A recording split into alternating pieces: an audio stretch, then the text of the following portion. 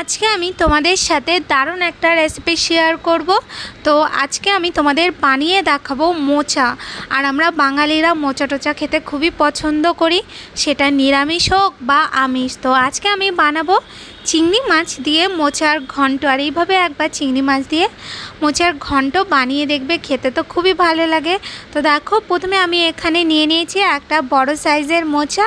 এরপর আমি মোচাটাকে প্রথমে একটু বেছে নিতে হবে। তো প্রথমে যে মোচার যে ফুলগুলো থাকে সেগুলো প্রথমে আমি একে একে করে আলাদা করে নেব। আলাদা করা হয়ে গেলে, মানে সব আলাদা হয়ে গেলে, এরপর আমি সবটাকে একটা পাত্রের মধ্যে নিয়ে এরপর মোচার যে ফুলগুলো রয়েছে সেই এক একটা ফুলের মধ্যে দেখবে কালো কালো টাইপের ডান্টি টাইপের থাকে, সেইগুলোকে আমি এক এক করে বেছে নেব। এইভাবে মোচাগুলো প্রথমে বাছা হয়ে গেলে তারপর মোচাগুলোকে ছোট ছোট করে, মানে কুচি কুচি মতন করে একটু কেটে নিতে হবে। তো এই যে দেখো, আমার মোচাটা কাটা হয়ে গেছে। মোচাটা কাটা হয়ে গেলে এরপর আমি মোচাটাকে কড়াইয়ের মধ্যে দিয়ে ওর মধ্যে আমি দিয়ে দেবো পরিমাণ মতন জল, আর দিয়ে দেবো ওর মধ্যে পরিমাণ বুঝে লবণ আর হলুদ।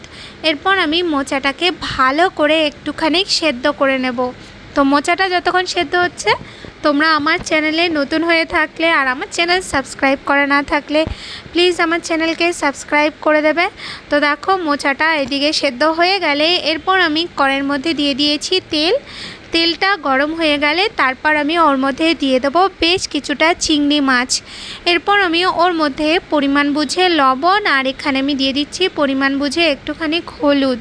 এরপর ভালো করে নাড়িয়ে চাড়িয়ে নিয়ে চিংড়ি মাছটাকে আমি একটু লাল লাল মতন করে ভেজে নেব। চিংড়ি মাছটা যখন ভাজা হয়ে যাবে তখন আমি চিংড়ি মাছটাকে উঠে একটা আলাদা পাত্রে নিয়ে নেব। আর যে ভাজা তেলটা রয়েছে ওই তেলের মধ্যে আমি দিয়ে দিচ্ছি এখানে দুটো শুকনো লঙ্কা ফোড়ন, আর দিয়ে দিচ্ছি কয়েকটা গোটা গরম মশলা আর জিরে। এখানে কিন্তু তেজপাতাও দিয়ে দেবে, আমার কাছে ছিল না ওর জন্য আর দিইনি। এরপর আমি ছোট ছোট করে ডুমো ডুমো কেটে রাখা আলু সেটা দিয়ে তারপর আমি ওর মধ্যে দিয়ে দেবো পরিমাণ বুঝে একটুখানি লবণ। এরপর আমি আলুটাকে ভালো করে একটুখানি ভেজে নেব। আলুটা যখন ভাজা হয়ে যাবে তখন আমি ওর মধ্যে দিয়ে দেব, এখানে আমি আদা জিরে আর লঙ্কাকে একসাথে বেটে নিয়েছি, সেটা দিয়ে দিয়েছি। এরপর ভালো করে নাড়িয়ে চাড়িয়ে নিয়ে তারপর ওর মধ্যে আমি পরিমাণ বুঝে লবণ হলুদ, আর এখানে আমি দিয়ে দিচ্ছি 1 চামচের মতন একটুখানি চিনি, আর দিয়ে দেবো 1 চামচের মতন একটু লঙ্কার গুঁড়ো। এরপর নাড়িয়ে চাড়িয়ে নিয়ে মশলাটাকে ভালো করে একটুখানি কষিয়ে নিতে হবে।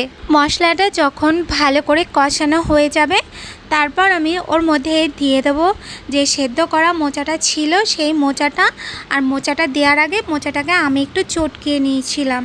এরপর আমি ওর মধ্যে দিয়ে দেবো ভেজে রাখা চিংড়ি মাছটা। তারপর ভালো করে একটুখানি নাড়িয়ে চাড়িয়ে মশলার সাথে মোচাটাকে একটু কষিয়ে নেব। এরপর গ্যাসটা কম করে দিয়ে মোচাটাকে এক জায়গায় করে নিয়ে একটু সময়ের জন্য এটাকে হতে দিতে হবে।